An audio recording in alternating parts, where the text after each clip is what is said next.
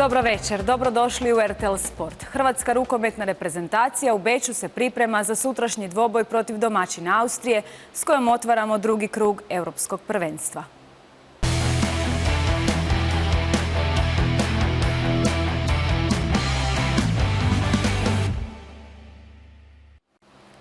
Rukometaši su jutros trebali odraditi trening u dvorani u kojoj će sutra igrati protiv Austrije, ali su ga na kraju zbog odluke organizatora odradili poslijepodne.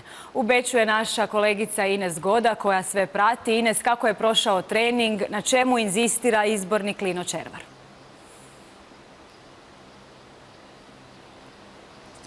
Da, hrvatska reprezentacija kasno poslijepodne odradila je trening ovdje u ovoj dvorani, svoj prvi trening ovdje. Momčad je isprobala Stadthalle u Beču u kojoj će sutra otvoriti drugi krug natjecanja protiv domaćina Austrije. Danas se naravno radilo na taktici za sutrašnju utakmicu i nismo naravno mogli sve vidjeti što je izbornik Lino Červar pripremio, ali ono što sad možemo reći da su u ovoj dvorani upravo u tijeku one posljednje pripreme, odnosno bolje reći posljednje čišćenje terena kako bi zapravo za sutra sve bilo besprijekorno, kako bi sve bilo sjajno. Što se tiče ove dvorane, ona može primiti oko 16.000 ljudi, ulaznica još uvijek ima u prodaji, ali očekuje se da će dvorana sutra biti dobro ispunjena, ako ne i rasprodana. Hrvatski navijači na raspolaganju će imati baš ova dva sektora koja možete vidjeti, to su takozvana dva navijačka sektora za hrvatske navijače i upravo iz tog kuta do naših rukometaša trebala bi dolaziti najveća i najglasnija podrška.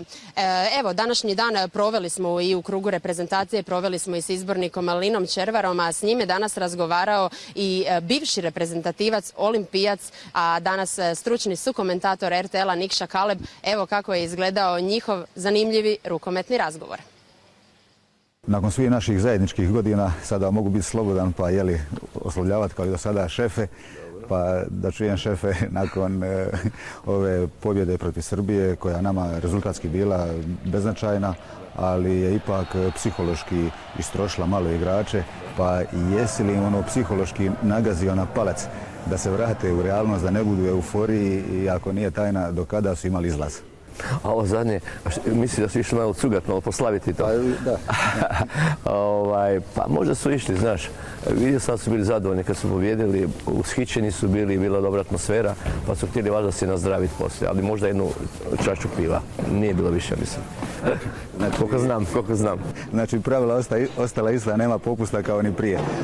Vezano za ovu utakmicu protiv Austrije, evo imali smo priliku vidjeti Austriju protiv Makedonije, to izgleda nešto strašno, jako, na trenutke i 10 razlike, međutim kako igrači vide tu utakmicu i šta se njima čini, kako njima izgleda ta Austrija iz njihove perspektive? Da, moram ti reći da ćemo danas ovako malo više analizirati. Ja sam sve to rezao, isječke, dotaknuo njihovu glavne karakteristike, vrijednosti te ekipe.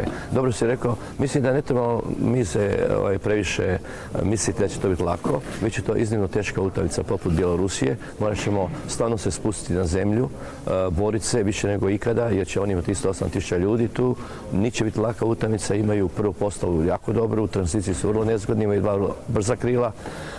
Sa Bilikom još koji se pridružuje u toj polukontri može nam raditi problema. U svakom slučaju moramo biti mentalno jaki kao što si ti bio, da iz inata pokažemo ko smo, ali neće biti nimalo laka utakmica, moramo kontrolirati igru, moramo biti mentalno jaki na toj utakmici i moramo, ono što kažeš i što si ti uvijek pokazivao, borba u obrani. U obrana mora pobijediti.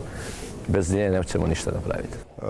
Vezano nadalje za samu igru Austrije u obrani primijetilo se da njihov krilni igrač, znači Weber, u obrani doslovno čuva zrak. Dakle, čuva igrača bez lopte. Može li se, s obzirom da sam ja igrao na poziciji Mandića, da on sad na toj poziciji malo više napada tog Webera pa da veže na sebe njega i oslobađa prostor Cindriću, Karačiću na lijevom vanjskom, da Božovića dobiju na toj, rekli bi, ledini, na toj širini. Pa evo, jeste li uspjeli šta po tom pitanju napraviti da ih dobijemo na nekim detaljima. A mislim, Nikša, da ja se ne trebam previše uzbuđivati što odlazim sa reprezentacije. Vi novi dolazite, ti već imaš trenerski mod, dobro si i detektirao. Naravno da to mora u tom smislu njima i prenijeti, opstruirati njihovu igru, iskoristiti njihovu igru. Koliko vidiš, oni pokušavali su recimo zadnju utakmicu da opstruiraju protivnički napad, odnosno jednu stranu, da su isključili zapravo ne striktno Lazarova, nego su i stranu. Mi moramo nešto smisliti isto da dođe do izražaja naša kvaliteta. Neće biti lako, ali bit će lakše ako mi shvatimo da pred sobom mi smo favoriti na papiru, ali samo na papiru treba pokazati na igralištu. Evo, pitanje za kraj, s obzirom da me puno ljudi zove, pa ako meni ne vjeruju, možeš i ti šefe reći uopće ima li karata. Dakle, evo, jedan Lino Červar ima li jednu kartu za utakmicu protiv Austrije, Njemačke, samo da ljudi čuju kakva je potražnja za kartama. Moji unuci mi traže, ulaznicu još ih nema, moram i ja tražiti. Eto, Nikša, možeš ti možda sad pomoći u RTL-u, ti imaš veze, pa bi ti mogu nešto njima naći. Eto, drago mi je da sam bio sa Nikšom ovdje, pozdravim i sve naše.